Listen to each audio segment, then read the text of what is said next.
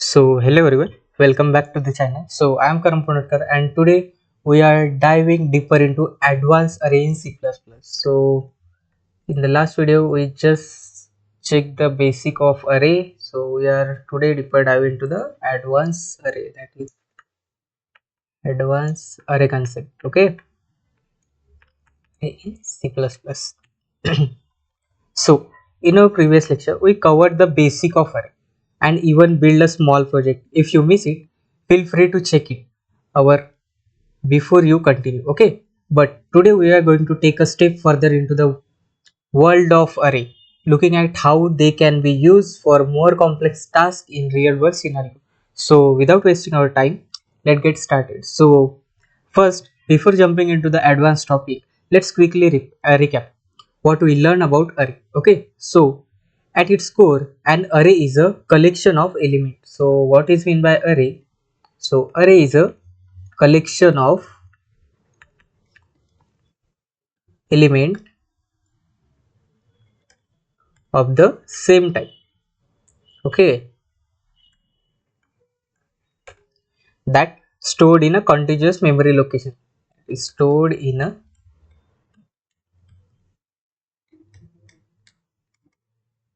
contiguous memory location.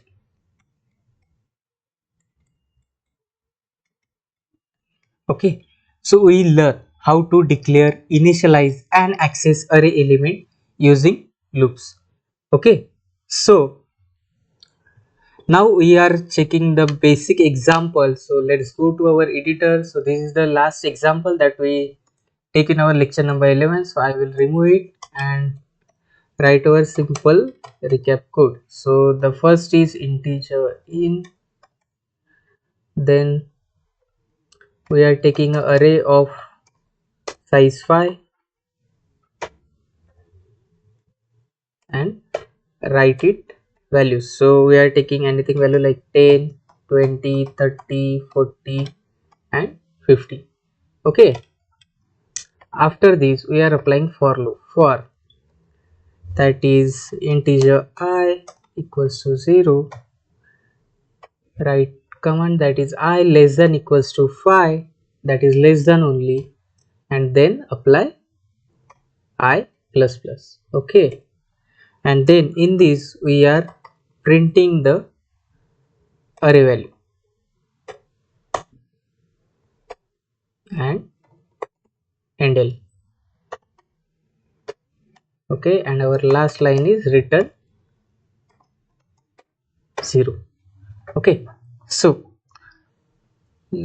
just a second, this is not here, so we are just completing this and writing return here, return 0. So let's run the code. I hope, yeah, so our value is 10, 20, 30, 40, 50. So this is our array. If you change anything in this, you have to change the size of array as well. Okay, so as you can see, we declare an array of 5 integers, that is 10, 20, 30, 40 and 50, and use a for loop to print each element one by one. So this is a basic, but now let's explore more advanced concept. So that is multi-dimensional array. So let's go to our notepad, that is multi-dimensional arrays. Okay, imagine you have a spreadsheet with some what say rows like this and some columns. Okay, so this is your spreadsheet. Okay, and column of data. Each cell holds some value and you need to access it based on its row and column number. So this is a similar to how multi-dimensional array work in C++. So if you want to access this, so this is the row number 2 and the column number 2 as well. So this is the last. So we are directly jump into our code. So I write the code, then I will explain you the code like what we write in it. Okay. So again I remove it, then write integer main. In this we are taking a matrix, that is matrix, you know that some rows and some columns in it. So we are taking a matrix of 2 by 3. Okay, so that is 2 rows and 3 columns, and we are taking a value that is, this is the first row, that is we are taking 1 comma 2 comma 3, so that is 3 column, and the next one we are taking again, that is 4 comma 5 comma 6. Okay, so these are the, these two are the rows in that curly bracket, and the value in curly bracket, that is 1 2 3, these are the columns. So 3 columns and 2 rows. Okay, so I hope, yeah, I write this like integer, and after this we apply for loop, that is for integer I equals to 0, then again I less than 2, then apply I plus plus, because we have only 2 rows. Okay, so this is for rows. Then again we are applying for right now columns, so that is for integer, for column we take value j, so j equals to 0, then again j less than 3, now 3 because we have 3 columns. Okay, then again j plus plus, and in this, after this, we again take a curly bracket and write C out and write matrix of I into j. Okay, and after this our last word is take some space in it and semicolon. Okay, this is the basic code, and in this we write C out applying the endl, that is for line, and last but not the least, that is our return 0. So let's run. I hope we did not get any type of error in this. So yeah, we get the error, so let's check it out. Yeah, okay, some space in it, so let's run again. Yeah, so let's run. So yeah, we get the value, that is 1 2 3. So this is 3 columns, 1 4 2 5 3 6, this is a column, and 1 2 3 and 4 5 6 are the rows. Okay, so you can change the value as per your convenience, and yeah, so I will explain this right now. Okay, so we have a 2 by 3 matrix.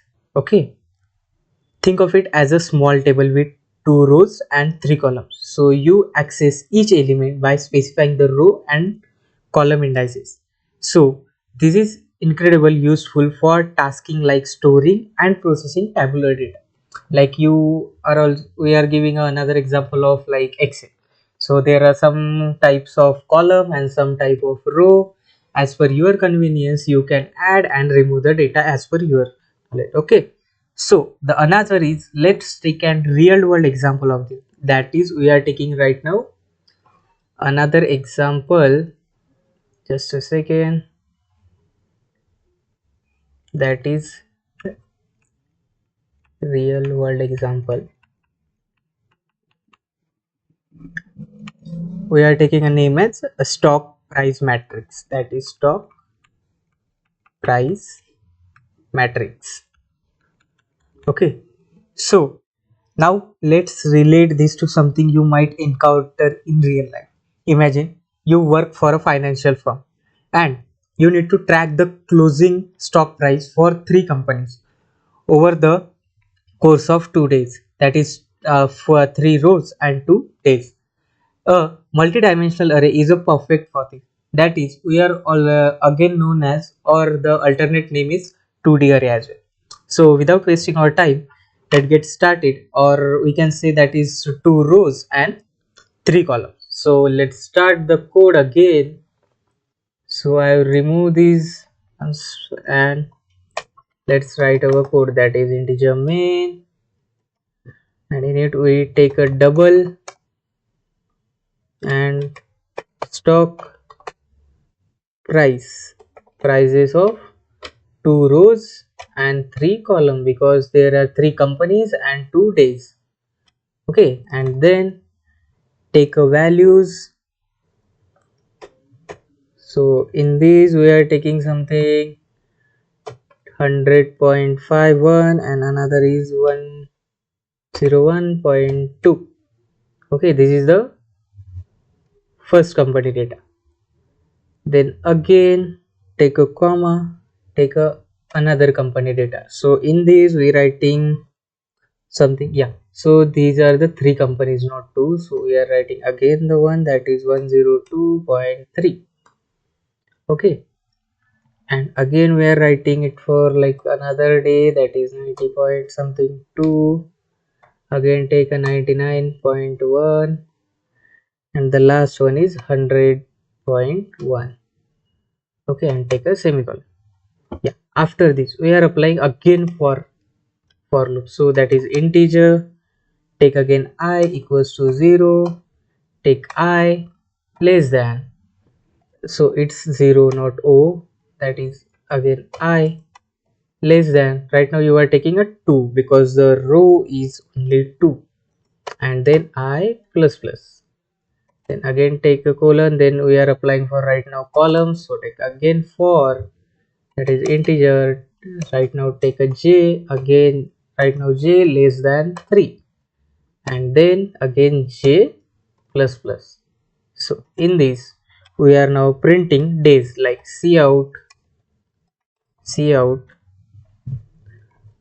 cout take a days and give some space and write I plus 1.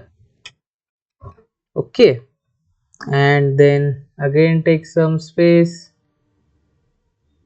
and then write like companies, company, company. So in this it's a in a string company. Okay, it's double string, not single, just a second, company. Okay, and then again write j plus 1. Okay, and the last one we are taking something like the value of that stock price, that is IGK. We are combining all this in one, and the last is like in this we write return 0l. So here each row represent a day, and that is each row represent a day. Okay, and each column represent a different company. You can see how multi-dimensional array can be used for real-world data management. So make it easier to analyze and process. So let's run the code. I hope we did not get any type of error in this. So yeah, that is day 1 and company 1. This is the data for day 1, day 1, day 1. Okay, so all 3 companies, and again for day 2, these are the data. Okay, the stock data. So I hope you get the idea what exactly 2D array work. So the next is our dynamic array. So this is more important. So let's deep dive into it. That is dynamic array. Okay. Now let's talk about a dynamic array. That is static array have a fixed size. Okay. So we check that the his array value did not change. Okay, once you decide. So meaning you have to define the size at the time of declaration. When you are declaring the array, you have to declare the size of the array as well. But what if you don't know how much data you need? Okay, so this is where dynamic array comes in, allowing you to allocate memory during runtime. So in simple words, it's allocate you memory during runtime. Okay, so I'm not clearing any theory of this. We will directly write our code and I will explain the code in brief. Okay, so let's go to our editor Again we remove this one, and as well we remove these as well, so no type of distraction. So first we take integer main, and in this we are writing take a n and see out like how many number of element you want. So it's enter the number of elements, okay, and then take it from the user. It's a small n, okay. So this is same. Then we are writing integer array and equals to new integer n, okay. So this is mean by like I'm writing it here, that is dynamic allocate memory, okay. So then we are applying again for loop in it, that is for integer I equals to 0 and I less than n, then I plus plus, and then we entered element like how many element do we want, so then entered element and then I plus plus, and then we are taking it from the user, so scene array I, and that's it, okay. So this, that is we are taking a element from the user. So now again write cout, that is entered. Now it shows the entered element to the user, okay. So take some allocates, yeah. So then again we are applying for loop for integer I equals to 0, I less than n, and then again we are taking I plus plus, and in this we are writing, we are display the array, that is cout array I, okay, and give some space as well. And the last one is after this we have take like delete array, okay. So it's basically free, if this command is free the memory, okay. And last line, our friendly and familiar line is return 0. So let's run. I hope we did not get any type of error in these. So enter number of elements, so I am taking some 3 elements, okay. So let's and enter the element 1, that is we are taking 1 2 3, okay. So entered elements are 1 2 3, so this is our new entered array. So let's run again, and we are taking the another example of 10. So that is 1 2 3 4 5 6 7 8 9 10, okay. So we get the another array of size 10, okay. So I hope you get this one, and this is a flexibility of useful when you don't know the size of the data in advance, such as when collecting survey response or user rating of the product. If you have some startup and if you want reviews of the company, so if you want to check the response of how many people are give the survey, so you can check from this code, okay. So finally let's wrap up with a practical use case. So let's say you are building a 3D graphic engine, that is I am writing it in here, that is you building 3D graphic engine, okay. And you need to multiply matrix to transform point into 3D space. So this is a real world scenario where multi-dimensional array are used. So I will show you the matrix again, and then I will explain you the code once more. So let's remove it and write again integer main. So yeah, again that same mistake, integer main. In this we are taking a 3 here, that is first one is a integer capital A, taking a size of 2 by 2 and taking a value in it.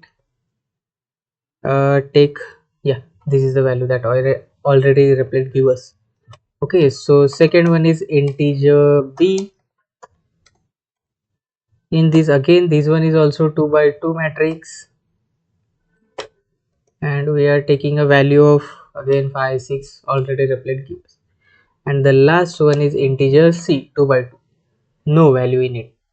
Okay, so we just declared the what's the array, 2 by 2 array. So then again apply for loop. So in it we are applying for 3 times, that is integer I equals to 0, that is I less than 2, then I plus plus. In this again we have to write the for loop for the another column, that is for integer, make a same mistake again, j I sorry j less than again 2 and then again j plus plus.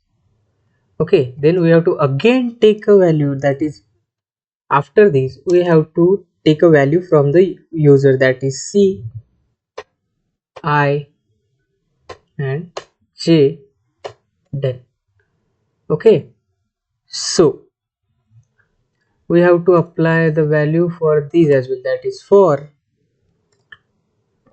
integer k equals to 0 and again we have to take k less than 2 and k plus plus. Okay, and in this we have to write c I j plus equals to a I j plus, or you can say multiplied by, that is this I, then we have to take b j. Okay, I hope you, yeah, we have taken the value that is k and j, not ij, k and j.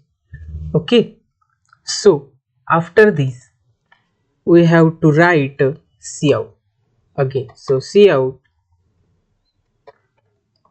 we write resultant matrix and endl. Okay, and then again we have to apply for loop, that is for integer I equals to 0, I less than 2 and then again I plus plus. In this we have to again write for loop for j, so that is for column. Then in this we have to print cout c I and j. Okay, and then last but not the least, that is cout endl for space, and the last is return 0. Okay, so yeah, we did not declare the value like in c we take a capital, so make sure it's small.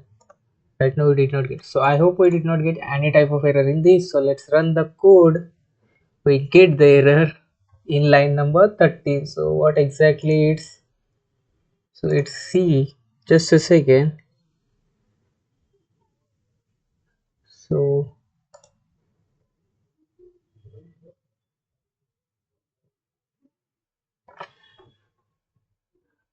I hope we did not get any type of error, but yeah, I will check it.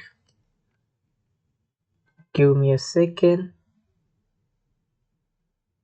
So in this we get errors in, we did not write it as like the value that is 0. So let's run again and that's it. We get the resultant matrix, that is the value is 12 28 36 56. So this is too hard to calculate one by one in mathematics, so you can use this code for the value. Okay, so after this I mean, this is the example. Show matrix multiplication, how you can multiply three matrices one by one to each other. Okay, which is commonly used in graphics, physics, simulation, and even machine learning as well. Okay, so today we explore advanced array in depth, including their application in real life, or you can say real world scenarios. Then, like financial data, that is stock market tracking, then survey collection, and then graphic rendering. We take a three example. I hope this session gave you valuable insight into how array can make programming tasks easier and more efficient. Okay, but this is just a beginning. In our next video, we will dive into searching, sorting. I will write this like searching, sorting algorithm using array. Algorithm using arrays. So, these are the fundamental tools for organizing and retrieving data efficiently. We will cover linear search. I will write this as well, like linear search, then binary search, then quick sort, bubble sort, and their applications in real world scenario like search engine and data management. So make sure to stay tuned. So thank you for watching. If you found this video helpful, please give it a thumbs up, subscribe to the channel, and hit the bell icon to stay updated. And don't forget to leave your thought or comment in the question in the comment section. And until the next time, keep coding and keep growing. See you in the next lecture. Bye bye.